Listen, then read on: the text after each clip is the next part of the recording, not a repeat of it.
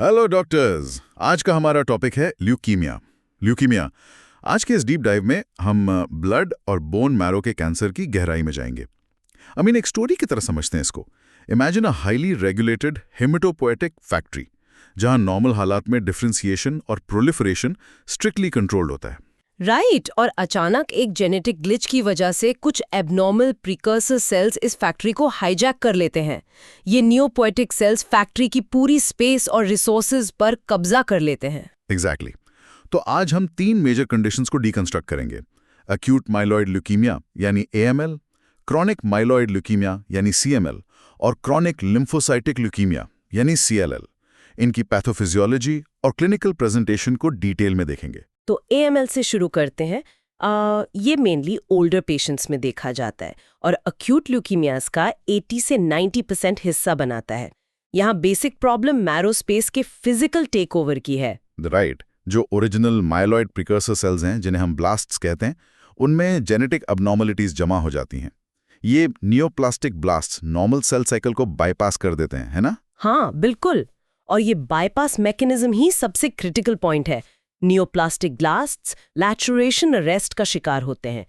वो आगे डिफरेंशिएट नहीं हो पाते, लेकिन उनका प्रोलिफरेशन अनकंट्रोल्ड होता है। तो जब ये rapid division bone marrow vault के अंदर होता है, तो क्या ये फिजिकली दूसरे ब्लड सेल प्रिकर्सर्स को डिस्प्लेस कर देते हैं? एग्जैक्टली। नॉर्मल इरिथ्रॉइड और मेगाकैरियोसिटिक लीनेजेस के लिए जगह ही नहीं बचती, जिससे पेरिफेरल ब्लड में पैनसाइटोपिनिया देखने को मिलता है। Make sense. तो नॉर्मल न्यूट्रोफिल्स ड्रॉप हो जाते हैं, जिससे रिकरेंट इन्फेक्शंस का रिस्क बढ़ जाता है। और रेड ब्लड सेल्स यानी RBCs के डिस्प्लेसमेंट से सीवियर एनीमिया डेवलप होता है। हाँ, और इसी वजह से पेशेंट फटीग यानी थकान और शॉर्टनेस ऑफ ब्रेथ रिपोर्ट करता है। साथ ही पैलर यानी पीलापन भी दिखता है।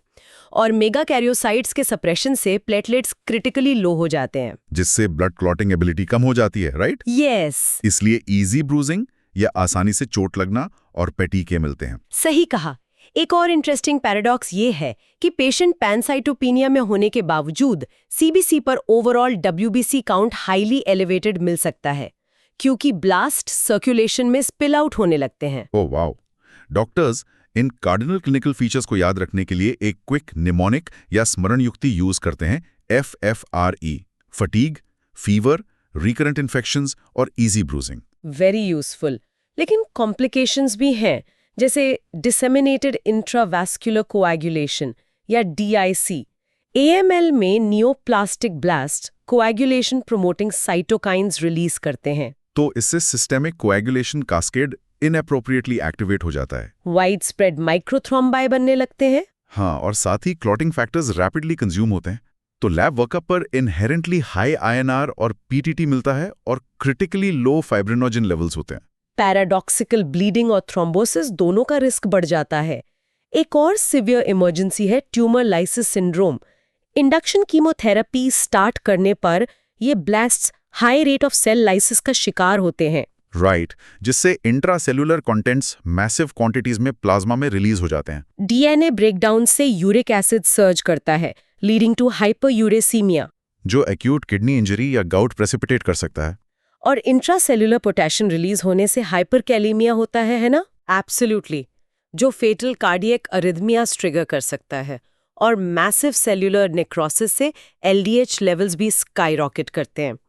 डायग्नोसिस की बात करें तो मैरो में greater than 20% blasts is the gold standard. और पेरिफेरल स्मीयर पर और रॉड्स दिखते हैं, जो माइलोब्लास्ट्स के अंदर माइलोपेरोक्सिडेज एंजाइम्स के प्रेसिपिटेट होने से बनते हैं। ये needle like intracellular granules myeloid lineage confirm करते हैं। बिल्कुल, इन्हीं मार्कर्स पर ट्रीटमेंट डिपेंड करता है। ओके डॉक्टर्स, आगे बढ़ने से पहले एक क्विक रिवीजन करते हैं। AML किन लोगों में सबसे ज्यादा देखा जाता है और ये अक्यूट ल्यूकीमियाज का कितना % है? ये ओल्डर पेशेंट्स यानी वृद्ध लोगों में ज्यादा होता है और 80 से 90% अक्यूट ल्यूकीमियाज बनाता है। और पेरिफेरल ब्लड स्मीयर पर कौन सी खास चीज दिखती है? और रॉड्स, जो कि एब्सोल्युटली कैरेक्टरिस्टिक है। Great. Now here is where it gets really interesting.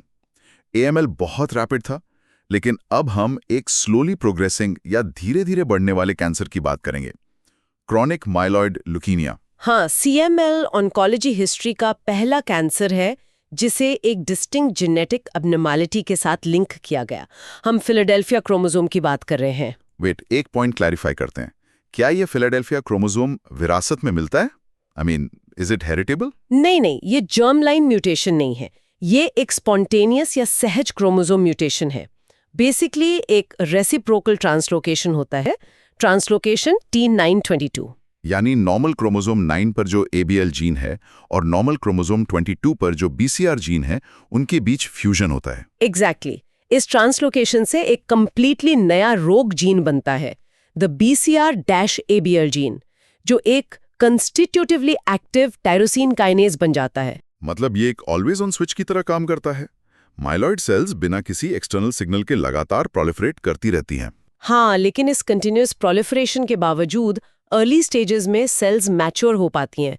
इसलिए शुरुआत में पेशेंट्स एंटायरली एसिम्प्टोमेटिक या लक्षण रहित होते हैं।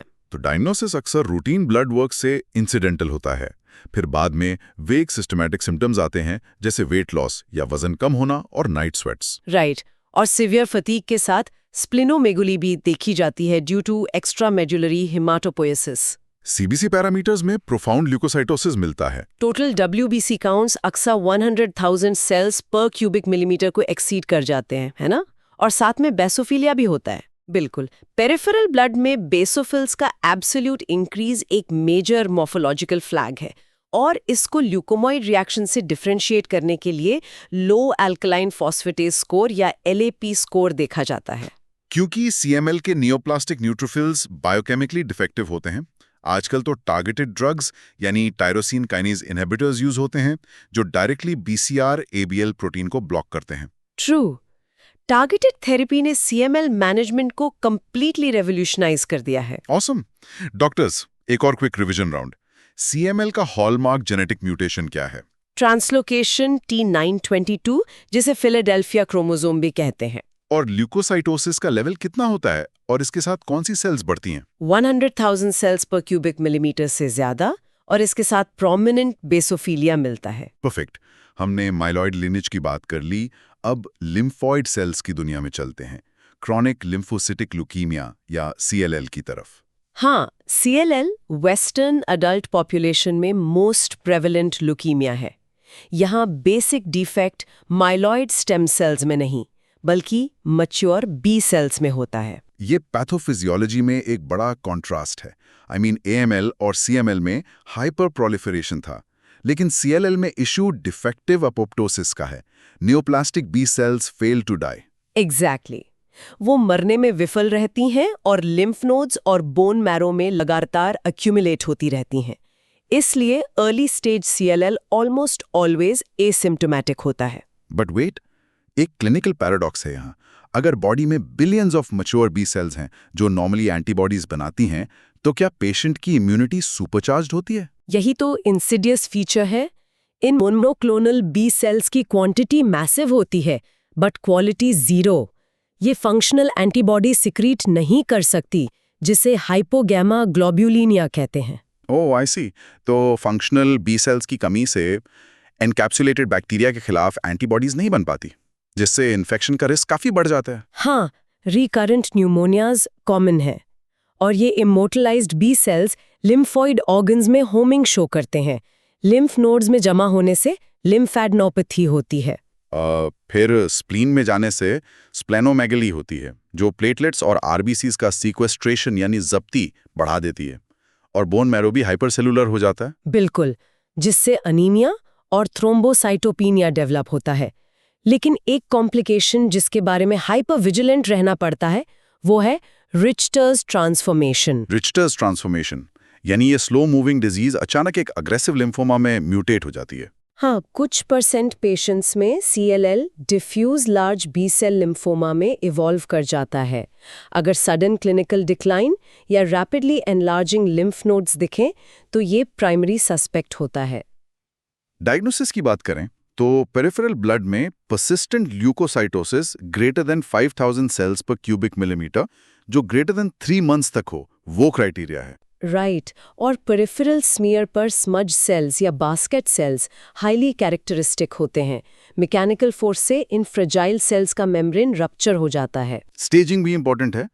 लो रिस्क या स्टेज 0 में लिम्फोसाइट्स की एक्सट्रीम एलिवेशन होती है मैरो और ब्लड में। फिर इंटरमीडिएट रिस्क या स्टेज 1 और 2 आता है, जहां इनलार्ज लिम्फ नोड्स या इनलार्ज स्प्लीन और लिवर प्रेजेंट होते हैं। और हाई रिस्क यानी स्टेज 3 और 4 में नियोप्लास्टिक बर्डन की वजह से सिवियर एनीमिया यानी हीमोग्लोबिन लेस देन 11 और प्रोफाउंड थ्रोम्बोसाइटोपिनिया डेवलप हो जाता है। एग्जैक्ट पैरामीटर्स हैं ये, जो सीधे ट्रीटमेंट डिसीजंस गाइड करते हैं। डॉक्टर्स, आज के सेशन का आखिरी क्विक रिवीजन। स्मच सेल्स किस ल्यूकीमिया का कैरेक्टरिस्टिक फीचर हैं? CLL यानी क्रॉनिक लिम्फोसिटिक ल्यूकीमिया। और CLL किस सेल टाइप से विकसित होता है? मैच्योर B सेल्स से। AML और CML में सबसे तेज प्रोग्रेशन किसकी होती है? डेफिनेटली AML की, रैपिड और अग्रेसिव। आउटस्टैंडिंग। तो आज हमने बोन मैरो डायनेमिक्स का एक पूरा स्पेक्ट्रम देख लिया, ब्लास्ट के रैपिड टेकओवर से लेकर B सेल्स की इमोर्टैलिटी तक। What is fascinating here is कि बोन मैरो के डेलिकेट माइक्रोस्कोपिक वर्ल्ड में एक छोटी सी जेनेटिक अबनॉर्मैलिटी कैसे पूरे ब्लड इकोसिस्टम को डिसरप्ट कर सकती है। एक सिंगल ग्लिच ऑक्सीजन स्टार्वेशन और कंप्लीट इम्यून पैरालिसिस कॉज कर सकता है। Seriously, it shows the fragile precision of human biology. और सोचने वाली बात यह है कि अगर ट्रांसलोकेशन T922 जैसा एक छोटा सा जेनेटिक स्वैप CML जैसी डिजीज स्टार्ट कर सकता है, तो एसिम्प्टोमेटिक हेल्थी पॉपुलेशन में ऐसे कितने अननोन क्रोमोसोमल ट्रांसलोकेशंस डोमिनेंट बैठे होंगे। ऐसे काउंटलेस मॉलिक्यूलर डिविएशंस हो सकते हैं जिन्हें अब तक डिस्कवर ही नहीं किया गया। बहुत प्रोफाउंड ऑब्जर्वेशन है। बिल्कुल। तो डॉक्टर्स, अब जाने से पहले आपके लिए एक वन वर्ड क्वेश्चन है। क्वेश्चन ध्यान से सुनिएगा। पेरिफेरल ब्लड स्मीयर पर जो आवर रॉड्स मिलते हैं, वो मुख्य रूप से किस इंट्रासेलुलर एंजाइम के प्रेसिपिटेट होने से बनते हैं? इसका जवाब जरूर रिकॉल करें, सीखते रहें और जुड़े रहें।